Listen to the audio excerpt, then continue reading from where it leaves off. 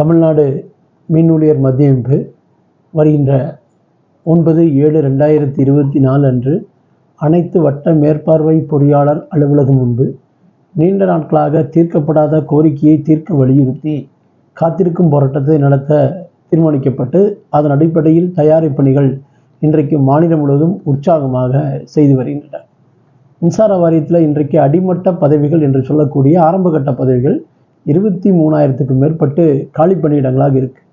தொடர்ந்து களப்பிரிவில் விபத்துக்கள் என்பது தொடர்ந்து வந்துட்டே இருக்கு.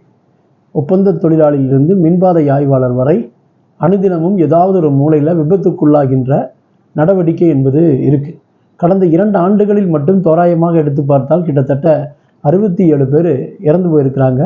ஒரு 30க்கும் மேற்பட்டோர் படுகாயமடைந்து உடல் உறுப்புகள் ஊனமடையக்கூடிய நிகழ்வு என்பது வருது.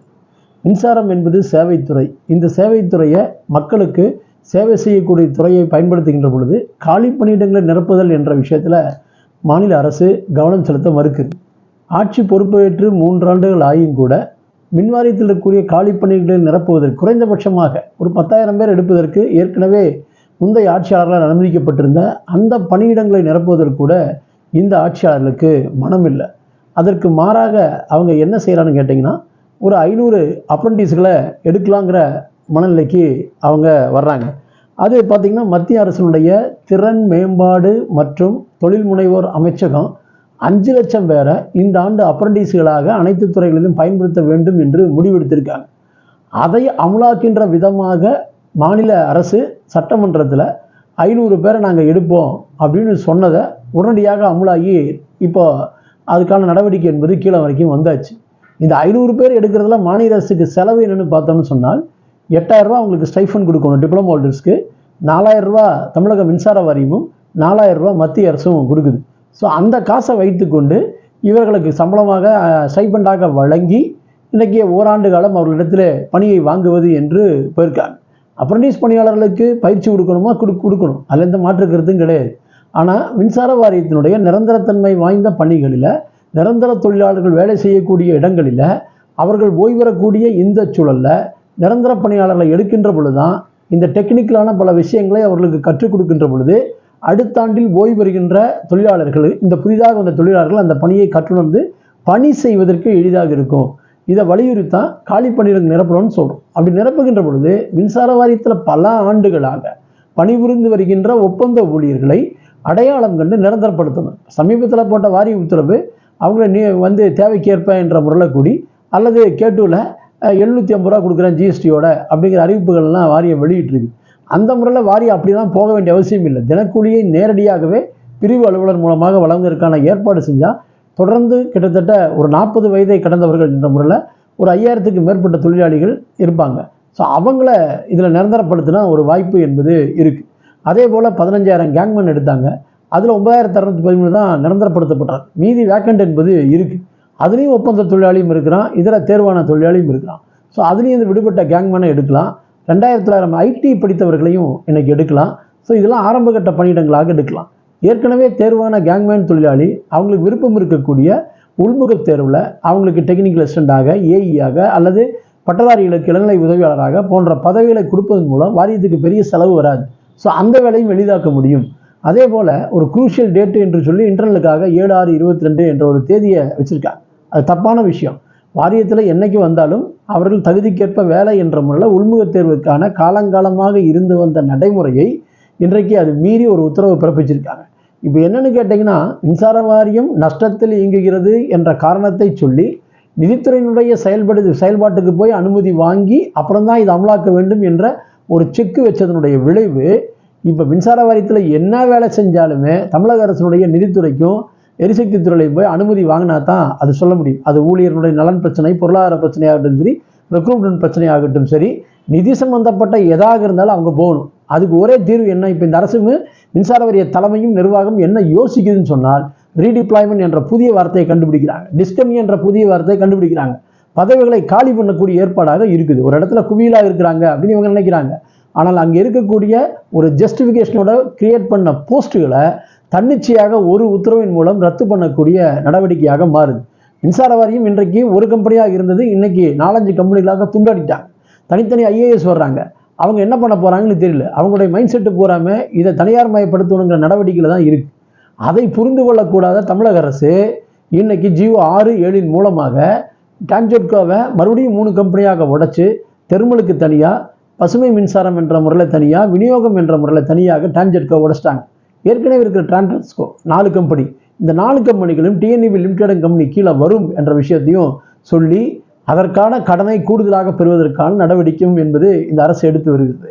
ஒன்று, மின்சார தேவையை பூர்த்தி பண்ண வேண்டிய அரசு அதை செய்வதற்கான காலதாமதம் என்பது ஏற்படுகிறது என்று அரசு ஒத்துக்கொள்ளணும். இந்த எரிசக்தி மானிய கோரிக்கையுடைய மின்துறை அமைச்சர்கள் சொல்லியிருக்காரு, வடசென்னை அனல் 3னுடைய கட்டுமான பணி நிறைவடைந்து பயன்பாட்டுக்கு வருகின்ற பொழுது 10,600க்கு மேற்பட்ட கோடி என்பது செலவாயிருக்குது அப்படின்னு சொல்கிறாங்க. ஆனால் அந்த பணி துவங்குகின்ற பொழுது திட்ட மதிப்பீடு 3,700 கோடிக்குள்ளே தான் இருந்தது. ஏறத்தாழ 8 ஆண்டுகள் கழித்து திட்ட மதிப்பீடு என்பது அதிகரிக்குது.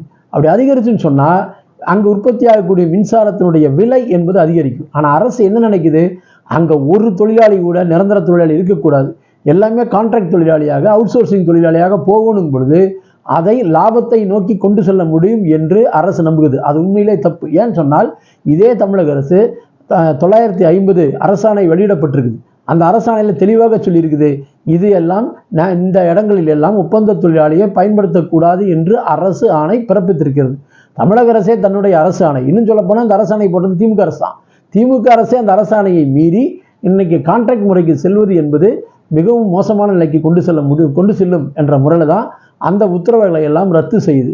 அதே போல் ஜியோ 100 சம்பந்தமாக மின்சார வாரியம் பிரிப்பு சம்பந்தமான ஒரு அரசாணை என்பது ஒப்பந்தம் என்பது தொழிற்சங்கத்தோடு ஏற்படுத்தப்பட்டிருக்கு. அது ஒரு துரோகத்தனமான ஒப்பந்தம், அரசனுடைய உத்தரவாதம் இல்லாத ஒப்பந்தம்.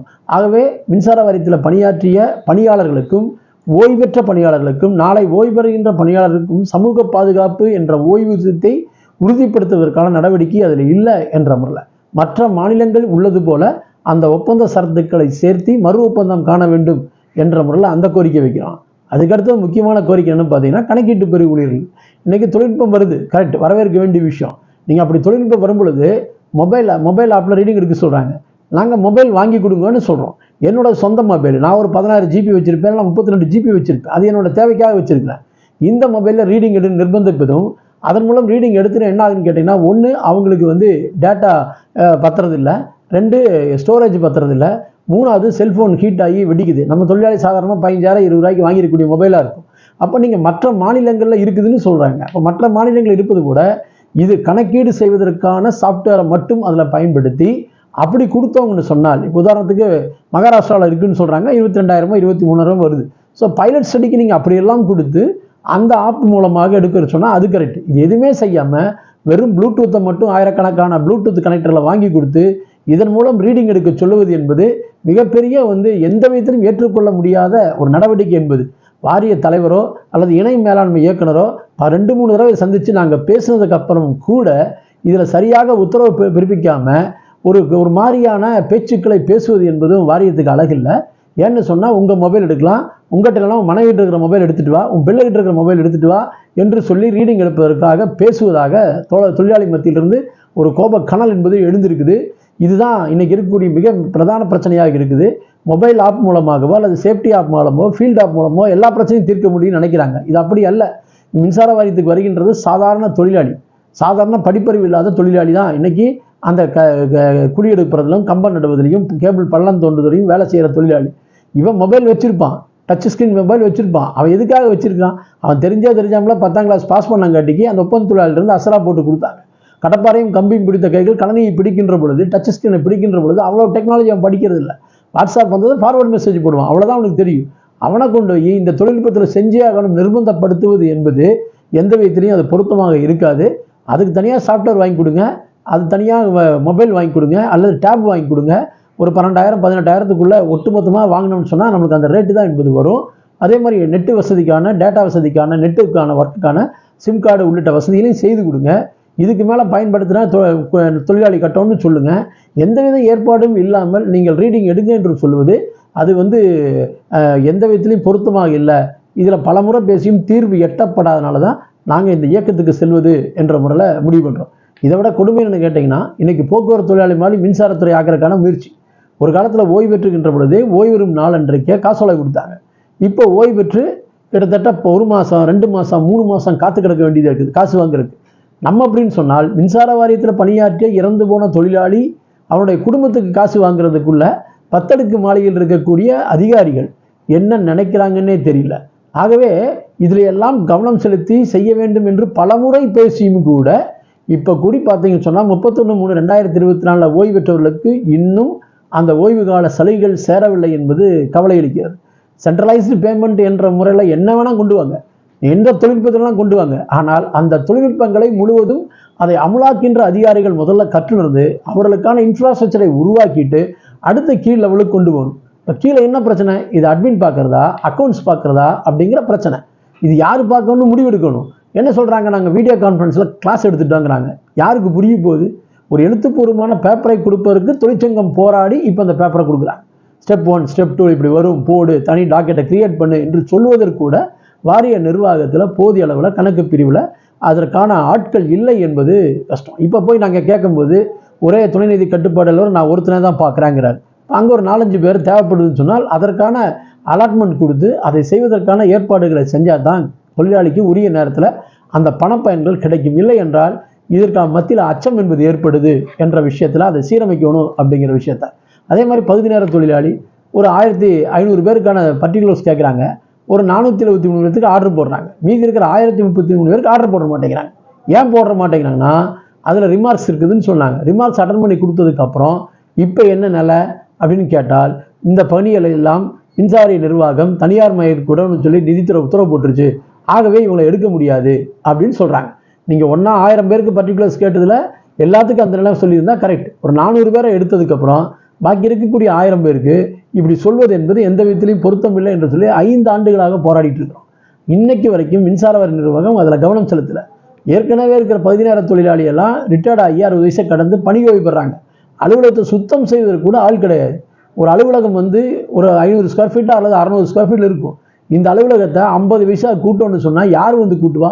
இல்லை ₹1 கூட்டினா சொன்னால் கூடி கூட்டுவதற்கான ஏற்பாடுகள் இருக்காது வருஷம் ஒன்றுக்கு.